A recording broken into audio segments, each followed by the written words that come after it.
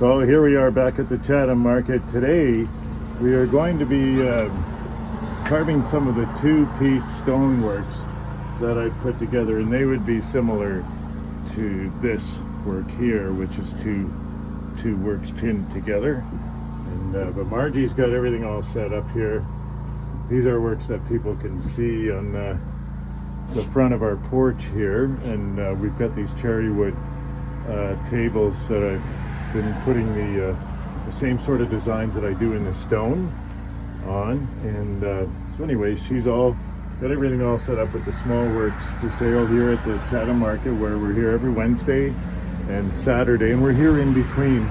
That's the market there, and there's lots starting to happen here. So what we're going to do today is we are going to work on these works that are already drilled and pinned, which you saw in the other segment if you watched, and I'm going to work on those and carve them in. So I'll show you the transition and how we carve it and what we carve it into, and you might be surprised how much gets done in one day, but I've been doing this for quite a few decades, so it is a little bit quicker for me. So we'll see what happens today, and this is where we left off with this last week, and I'll probably come back and work on the wings of this today and also this side. So that'll probably consume our day here at the Chatham Market. We got to market today with our Nissan Murano from Automotion. We really love it. It's great for what we're doing. Call Sammy at Automotion. He'll fix you up with a great vehicle. We ran into trouble. Our truck died and we needed a vehicle fixed, so Sammy helped us out. So thank you, Automotion, Chatham.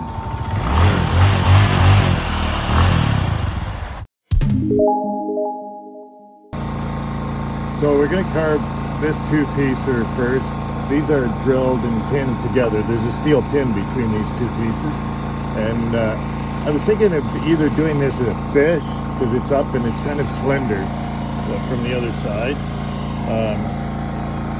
or an owl, but I think what I'm going to do actually is make like a little Eskimo hunter type guy, almost like a primitive statue of that. So that's what we're going to do here.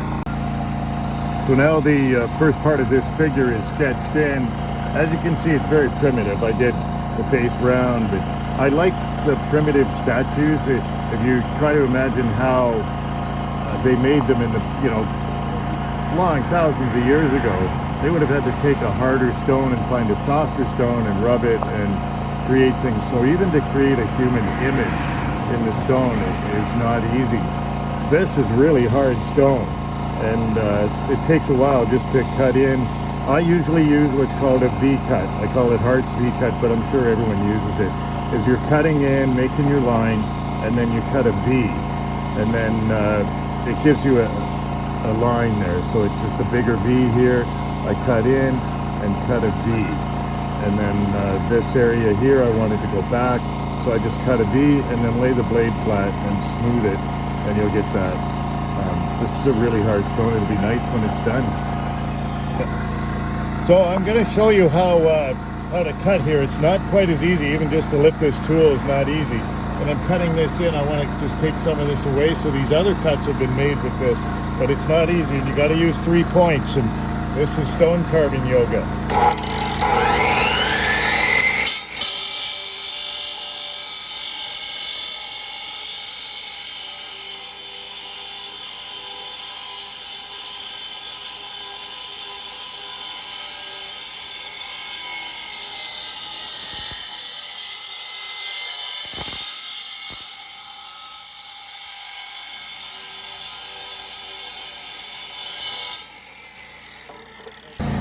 Okay, I cheated a little wee bit here. I laid the stone down. You can see where the pin is there. It's laying down now.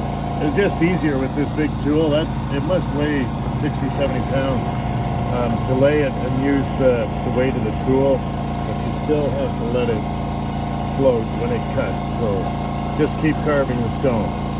I figure I've done thousands of granite statues, and even if I get labeled as, they're all consistent in style, so you know it's me. And even if I get labeled as the worst artist in history, that's a pretty good start.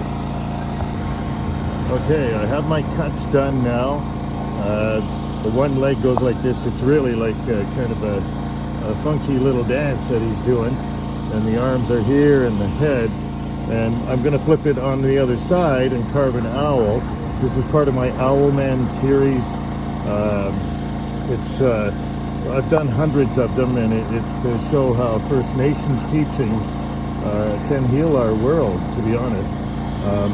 They're guardians for the trees now, and it goes on and on. But anyway, these little statues kind of represent that for me. So this will be part of the Owl Man series, and we'll get to the end and you'll see what it'll look like.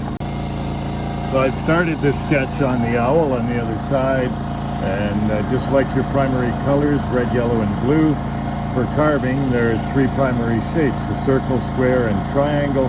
Everything's made of circles, squares, and triangles, and even animation now, it all relies upon just the triangle, and that's why it's so cool with the animation what they can do now.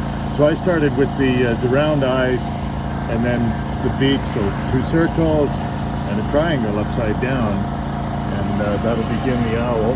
And we'll sketch this in fairly quickly. I'm using a smaller diamond blade. That's an 8-inch, but I'm going to start this with, and then I'll do more detail on the other side with the 8-inch and 4-inch angle grinder with masonry clay.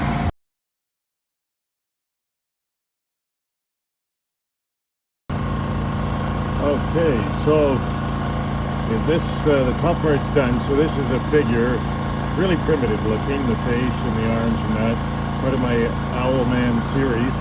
And then the other side is an owl, and I'll carve the base then. And, it's good to sketch, you know. I sketch and paint too. I've been fortunate to work with famous wildlife artist Glenn Loads, and I had a show in Newmarket at Select Art Galleries with Robert Bateman, very famous wildlife painter. So I paint as well, so that helps with the stone carving, because you know the lines that you want, and it helps you. And with the stone you can be a little freer, and kind of like impressionist painting. Just look for an impression, and you can come up with something that way. So this work is now completed. I did the base, kind of a head of an animal, and scales on it, but it's got a mouth. And I did an owl on this side, and then the human figure on this side, so it's the Owl Man series. So it's a kind of impressionist work in stone, you might say. I worked with the French Impressionist artists in Baie Saint Paul, Quebec for 7 years, and they really changed my approach to making art, so that it was a little freer, a little more loose, and a little more fun. Anyway, that's our Owl Man. Same day at the market, we're on to our second subject here. This one, again, it's 2 drilled pieces, so I would have drilled this first, and I'm going to make a turtle. Out of this I make a lot of turtles. The turtle represents healing, and so we'll see how this turns out. So there we have the finished product. I made a turtle, and it's on top of kind of a bear fish, I guess. If Nanabush is ever changing, if you study Nanabush the rabbit. On the top of the turtle I did a fish.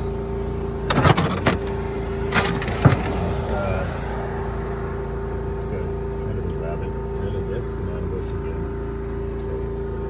So it allows you to go around the subject, and you see different animals, and it makes it interesting. But I always do animals like life forms made of light forms, and then your cuts create the light and shadow, and then you see the line in it, and I try to make that flowing, so that the eye can follow around the piece of work. And that's same day, so we're on to our second piece of work that's drilled and pinned together. We're doing the works that are drilled and pinned today. We're taking a break for a little while. We're inside the cabin eating some of Marji's good food. She's not saying anything. She's got more works to sell now. Oh no! We're gonna make, I don't know, 10 more today. Okay, here we have the last segment of the day. This is gonna be a turtle. I've already sketched it in, and this one is drilled and pinned. And don't leave me alone at your cottage with a chainsaw and my carving tools, because I'll carve everything. So if you do have rocks at your cottage, large or small, and I'm coming up, make sure you hide them.